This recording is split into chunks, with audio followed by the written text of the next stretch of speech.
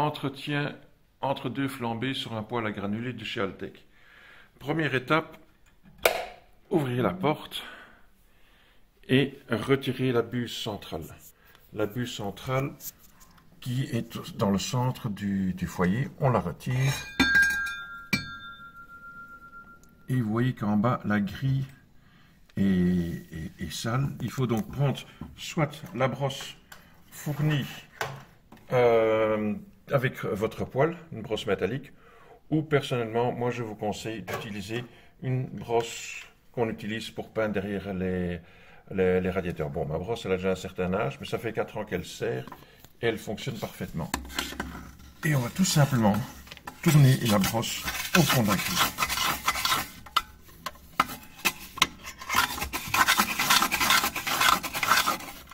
Vous voyez, la grille est généralement plus propre.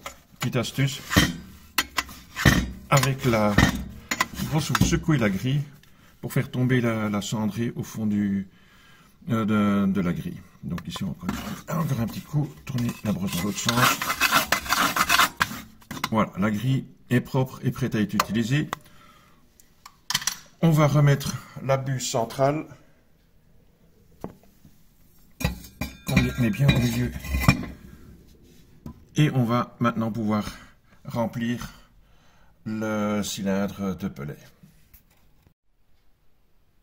Donc maintenant on va charger le pelet. Dans cette réserve à pelet il y a un sac de 15 kg. Bon, un quart de sac c'est ce qu'il faut juste pour remplir le cylindre. Donc je prends un quart de sac que je vais aller verser dans le foyer.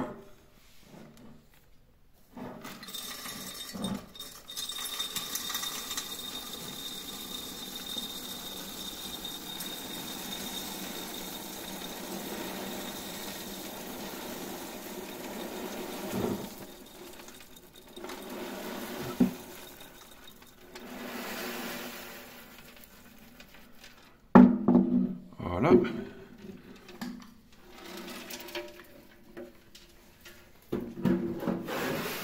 Le pelet qui a débordé, je vais le pousser à l'intérieur. Je vais bien égaliser.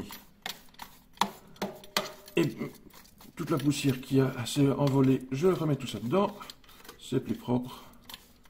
Voilà. Je vais maintenant mettre mes allumes-feu. Les allumes-feu, ça peut être des pelotes en laine paraffinée. Ici, j'ai des petits blocs de pulpe de bois paraffinés. Je mets ça ici. Je les mets un de chaque côté. Mes deux allumes-feu.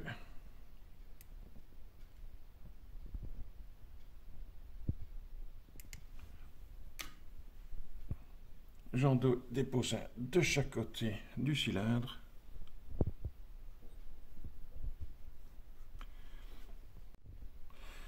Pas oublier de bien vérifier que l'arrivée d'air est ouverte. Le bouton est enfermé, enfoncé, air fermé, bouton tiré, ouvert. Aussi utile à vérifier que le cendrier ne se déborde pas. Donc ici ça va, je peux encore faire quelques flambées, mais pas oublier de vider à temps le cendrier. Voilà, c'est fait. Les allumes-feu ont bien pris feu. On va fermer et on va laisser le poêle fermé jusqu'à la fin de la flambée. Donc on n'ouvre plus du tout le poêle avant que la flambée soit entièrement terminée. Bon, ben maintenant que la flambée a commencé, on va respecter certains points.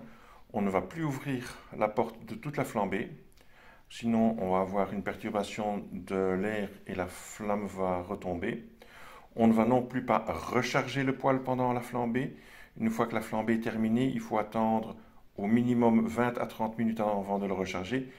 Mais entre nous, soit dit, c'est totalement inutile de refaire une flambée dès que la flamme s'est éteinte. La pierre a accumulé la chaleur.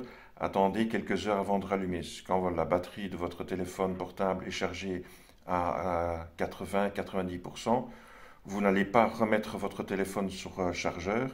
Vous allez attendre que vous ayez moins de 50% d'énergie dans votre batterie. La même chose avec votre poêle, la pierre à l'air va accumuler la chaleur et la restituer pendant de nombreuses heures.